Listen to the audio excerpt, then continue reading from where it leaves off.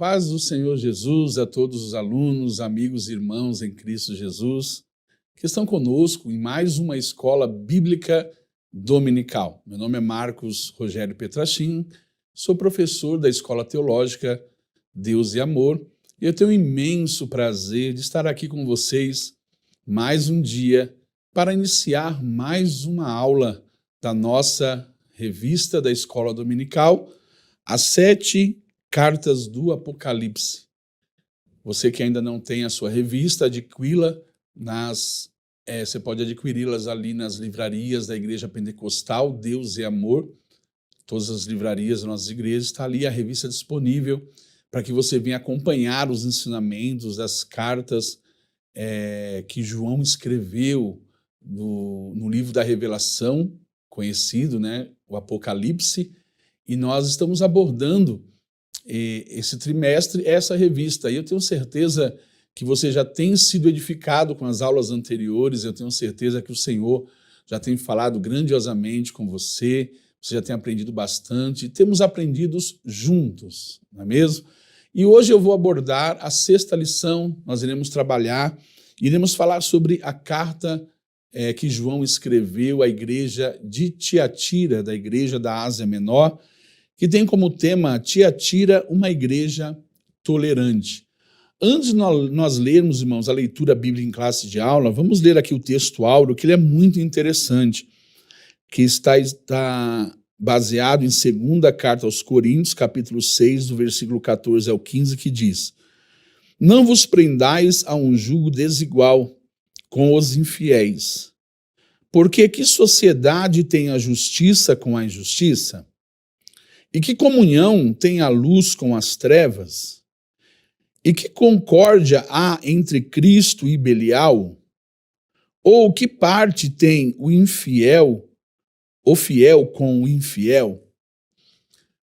É muito interessante quando falamos sobre jugo desigual. Aqui o apóstolo Paulo ele deixa bem claro que aquilo que Amós escreveu também, em Amós capítulo 3, versículo 3, ele diz assim: poderão andar 2 juntos se não estiverem de acordo? Isso ele também está aglobado dentro de um jugo desigual, tá ok? Irmão, todas as nossas revistas, nós temos a meditação diária, que você pode acompanhar, de domingo, segunda, terça, quarta, quinta, sexta, sábado. Nós temos ali um versículo para a sua meditação, você pode meditar. Eu tenho certeza que vai ser de grande elevo espiritual para a sua vida. Os objetivos da lição de hoje é identificar as principais características da igreja de Tiatira, saber que se trata de uma igreja rica em obras, conscientizar-se de que o verdadeiro amor não é cego para o pecado. Então você que já tem a sua revistinha, vamos ler aí a leitura bíblica em classe. Você que não ainda adquiriu ali a sua revista, abra a sua Bíblia aí em Apocalipse, no capítulo 2, versículo 18 ao 25, que diz assim: E ao anjo da igreja de Tiatira escreve: Isso diz o Filho de Deus, que tem os olhos como chama de fogo e os pés semelhante ao latão reluzente. Eu conheço as tuas obras e o teu amor, e o teu serviço, e a tua fé, e a tua paciência, e que as tuas últimas obras são mais do que as primeiras. Mas tenho contra ti que tolerares Jezabel, mulher que se diz profetiza, que ensina e engana os meus servos, para que se prostituam e comam dos sacrifícios da idolatria. E dê-lhe tempo para que se arrependessem da sua prostituição, e não se arrependeu. Eis que porei numa cama, e sobre os que adulteram com ela virá grande tribulação, se não se arrependerem das suas obras. E ferirei de morte a seus filhos, e todas as igrejas saberão que eu sou aquele que sonda as mentes e os corações. E darei a cada um de vós segundo as vossas obras. Mas eu vos digo a vós, e aos restantes que estão em Tiatira, a todos quantos não têm essa doutrina e não conheceram, como dizem, as profundezas de Satanás, que outra carga vos não porei, mas o que tendes, retende-o até que eu venha. Glória a Deus. Mas nós vemos aqui uma carta que João escreveu quando ele estava ali na ilha de Patmos, para uma das igrejas ali, conhecida como a igreja que estava ali na cidade de Tiatira. E quando nós lemos esse texto, ele nos dá a impressão de ser muito duro as palavras a qual aqui o Senhor dirigiu ao anjo da igreja, que simboliza o pastor daquela igreja de Tiatira. E nós vemos que aqui o Senhor Jesus, ele está ali elogiando o amor dessa igreja. Está elogiando ali as suas obras. Está ali elogiando o seu serviço, a sua fé. Está elogiando a sua paciência. Ao contrário da igreja de Éfeso. Éfeso, ele estava faltando o primeiro amor. Eles já não amavam mais como amavam, né, no princípio. Mas Tiatira não, Tiatira eles amavam, eles faziam a obra de Deus por amor, com fé, paciência, ajudando o seu próximo. Porém, a primeira, que é a igreja de Éfeso, ela foi também elogiada por odiar os maus. E a igreja de Tiatira, ela foi repreendida pelo nosso Jesus por ser conivente com o mal. Conivente com o erro. A Bíblia Sagrada vai nos dizer, irmão, que aquele que não peca, mas ele concorda com o pecado, ele peca da mesma maneira. Ele está pecando da mesma forma. E isso é o que estava acontecendo na igreja de Tiatira. Mesmo sendo uma igreja que sobejava o amor, mas aquele amor não era perfeito. Nós vamos aprender aqui que quando o Senhor, ele disse ali para o anjo da igreja que tinha algo contra ele, quem sabe ele nem imaginaria o que seria. Quem sabe aos teus olhos ele estava agindo perfeitamente. Quem sabe aos seus olhos ele estava ali fazendo a obra de Deus. Quem sabe ele estava igual Sansão, como diz a palavra, achando que estava cheio do Espírito. Mas a Bíblia diz, na história de Sansão, que quando vieram os filisteus, e ele se levantou como das outras vezes, só que ele já não sabia que o Espírito Santo já não estava mais sobre ele. Ele não estava enxergando ali o que estava acontecendo. Ele estava ali fazendo as obras por amor, tendo paciência com os membros, ali operando no serviço da obra de Deus. Mas ele estava tolerando Jezabel, que era uma mulher que profetizava, uma mulher que ensinava coisas errôneas ao povo de Deus e estava os levando para a idolatria, para a prostituição. E ele estava tolerando aquilo. Ele estava ali ouvindo e ele não tomava atitude, ele sendo pastor daquela igreja. Nós vemos que nos dias de hoje isso daí é comum, muitos pastores que exercem o cargo e às vezes eles observam algo errado na igreja e eles não têm a autoridade do Espírito, de repreender, de não consentir com aquele erro. Ou até mesmo, às vezes, eles ficam se preocupando com o que a igreja vai pensar, o que as pessoas vão pensar dele. Eles começam a se preocupar mais com o que os homens vão pensar do que o que Deus está pensando. E por isso, muitas vezes, ele não age como devia. Por isso que muitas vezes ele passa a mão na cabeça, concordando com aquilo que está errado. Mas o Senhor, como João disse aqui, ele está como os seus olhos como chamas de fogo, observando e contemplando todas as coisas. A igreja de Tiatira, irmãos, era uma igreja que ela podia ostentar a riqueza, não ostentar uma riqueza como ostentava a igreja de Éfeso. Nem era tão importante como a igreja de Pérgamo, mas ela sabia como usufruir do progresso que os romanos haviam trazido à região ao transformar a Ásia Menor numa província imperial. Tiatira tinha produção de tecidos, principalmente, né, ali um tecido chamado índigo. Ela tornou-se famosa em todo o mundo, então pessoas iam até lá para comprar esses tecidos. Se tornou ali uma cidade turística, tá? Ali a cidade de Turquia hoje, a visita antigamente, hoje ela é conhecida como Akhisar. Akhisar, ela fica na Turquia. É a antiga Tiatira, né? A cidade de Tiatira. Mas, infelizmente, hoje ela se depara somente com ruínas. É uma cidade que está em plena ruínas. Outra hora, nós vimos ali, antigamente, a Tiatira sendo uma igreja que florescia, florescente, uma igreja que era conhecida, era turística, mas agora nós vemos uma igreja hoje, que fica nesse lugar chamado Akhisar, né? Mudou o nome, mas nós encontramos muitas ruínas daquela igreja.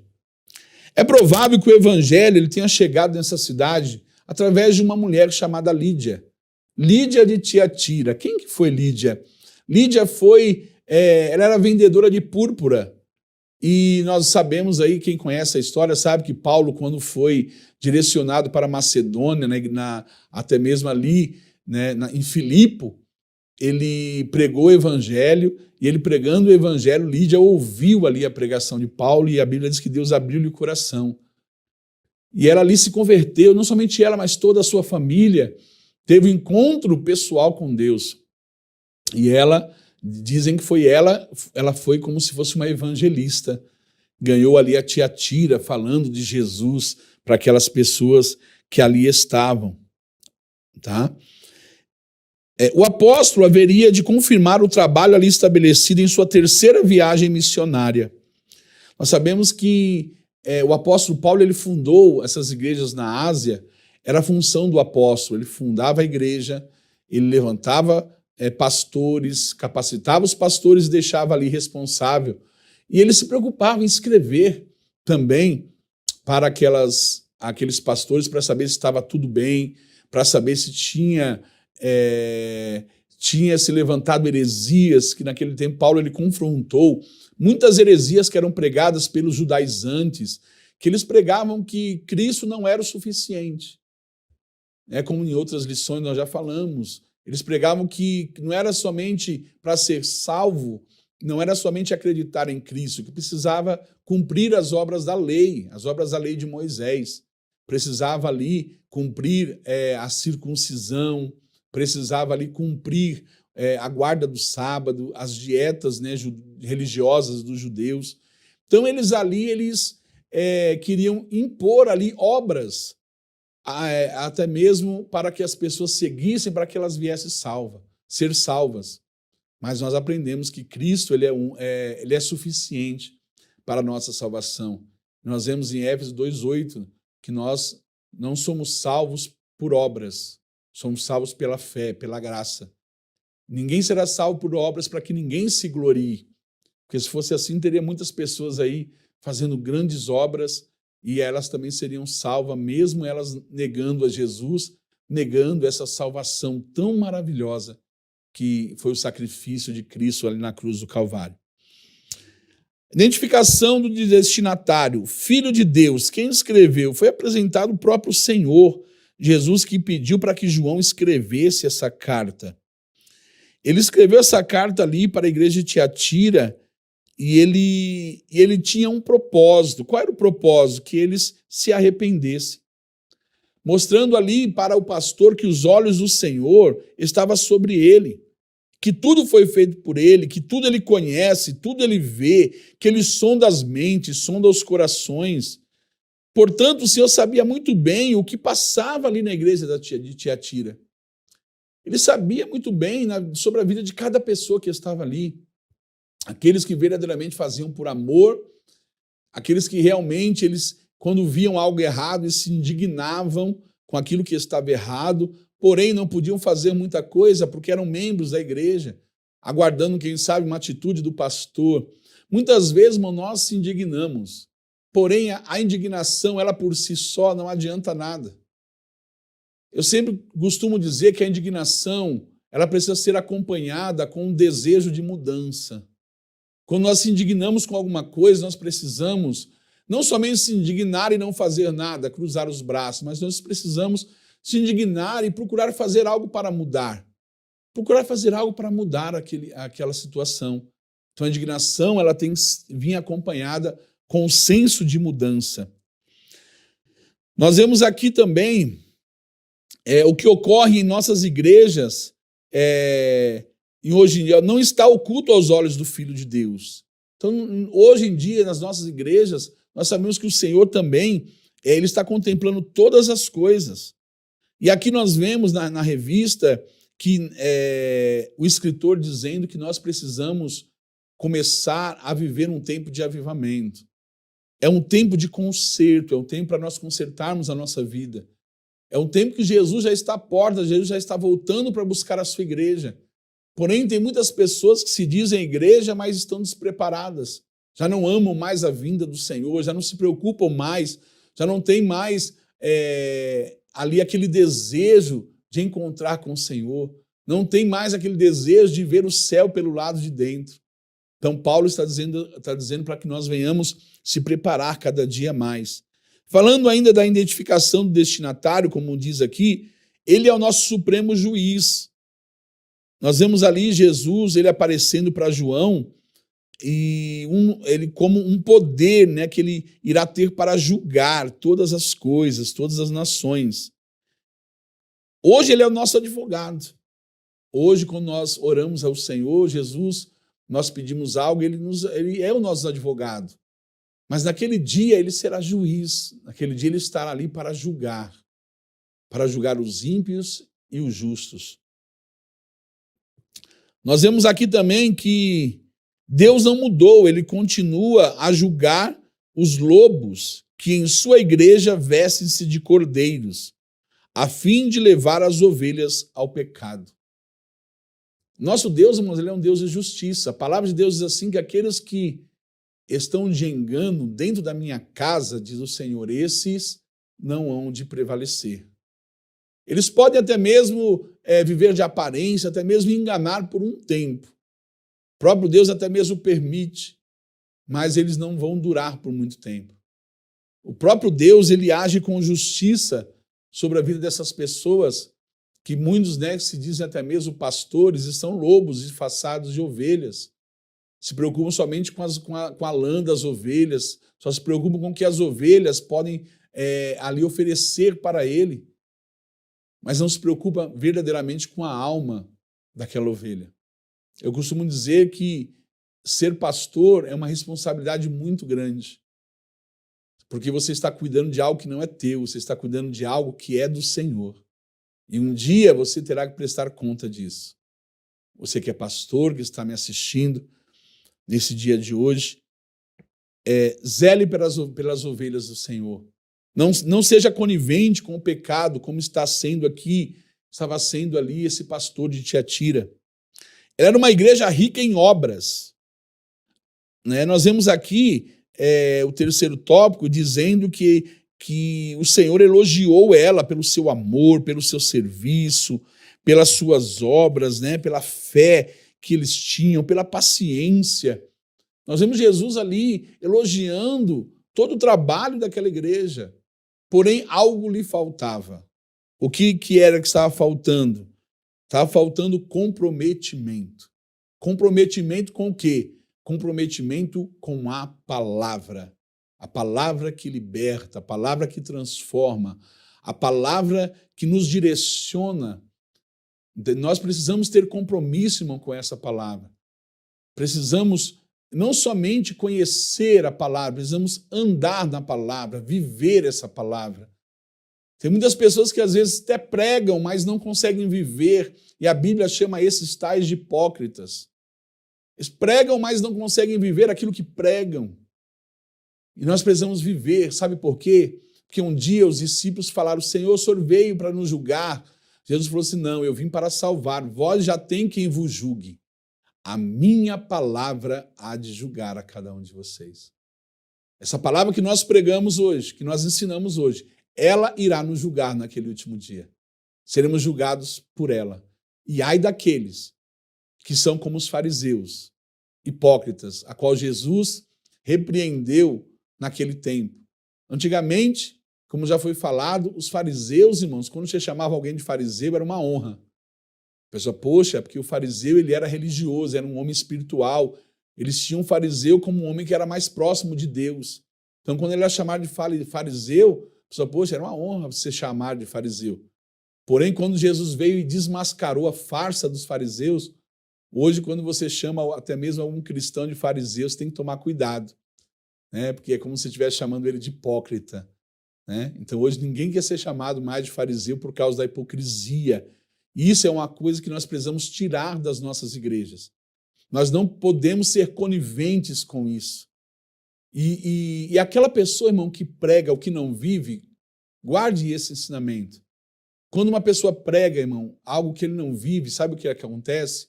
Ele endurece corações.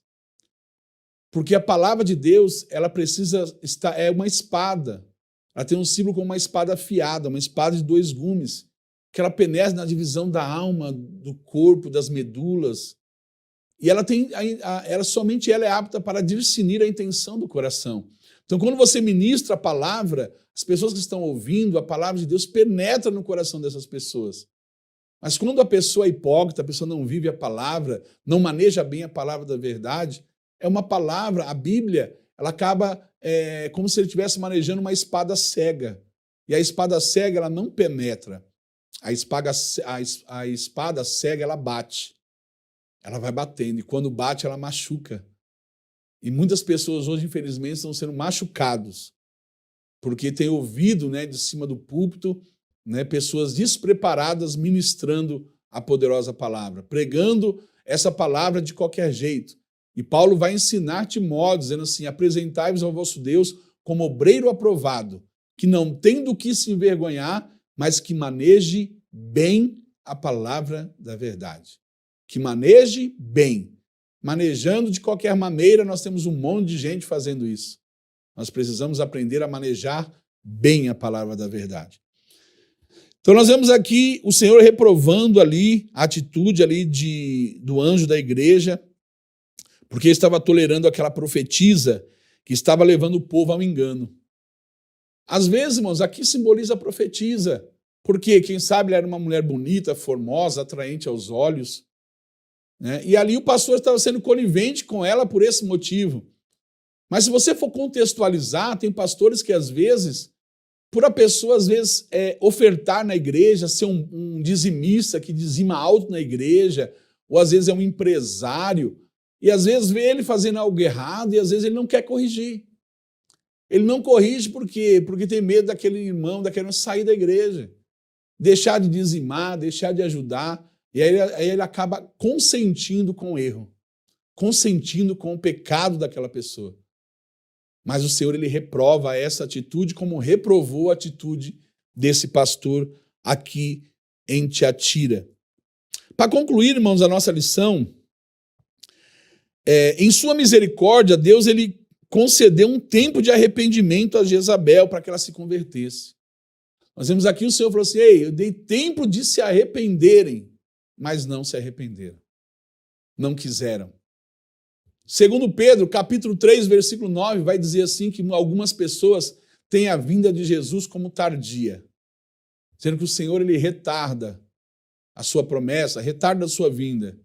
Mas Jesus já está voltando, irmão, individualmente já está levando muitas pessoas, mas vai chegar uma hora que ele vai vir coletivamente, vai para buscar a sua noiva, para levar para estar com ele eternamente, nas bodas do Cordeiro. Ele virá, mas tem pessoas que têm a vinda do Senhor como tardia, mas segundo Pedro, capítulo 3, versículo 9, vai nos dizer que o Senhor, ele não é tardio, ele não tarda. Ele simplesmente não veio ainda porque ele não quer que alguns se percam, mas que sim que se arrependam. Então tem pessoas às vezes perguntando, por que Jesus não voltou ainda? Porque ele ainda está esperando você se consertar. Está esperando ainda você se arrepender, porque ele não quer te perder. Ele te ama. Ele te comprou por um preço de sangue. E Pedro vai dizer, ei, o Senhor não é tardio, ele está dando tempo. Está dando tempo para que você se arrependa. Está dando tempo para que você coloque a sua vida no altar. Está dando tempo para que você se humilhe debaixo das mãos do Senhor e reconheça que sem Ele você não é nada. Aí sim Ele pode voltar para você. Ele não quer te perder, Ele te ama. Ele não quer te perder.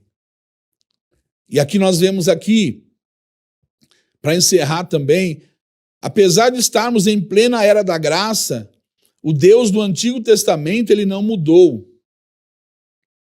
Busquemos, pois, no Deus de amor, a perfeição do nosso amor. Não basta amar mais do que antes, é urgente amar como nunca, perfeita e integralmente. O perfeito e íntegro amor, embora suporte os maus, não pode tolerar o mal. Apesar de amar o pecador, não pode suavizar o pecado. Então, o que nós aprendemos na lição de hoje é que mesmo amando o nosso próximo, nós não podemos consentir com o pecado dele. O pecado que é desde o começo do mundo, até o final do mundo, ele vai continuar sendo pecado. E a lição que nós tiramos dessa carta é que nós precisamos estar agindo com a verdade. Precisamos estar vivendo a verdade, pregando a verdade. Doa a quem doer, fira a quem ferir. A palavra de Deus precisa ser pregada. E que nós não venhamos consentir com o erro. Porque se você consentir com o erro, você também estará pecando. E o Senhor também se entristecerá com essa sua atitude. Que Deus abençoe. Até a próxima aula, assim o Senhor permitindo, estaremos de volta em nome de Jesus. Deus abençoe a todos.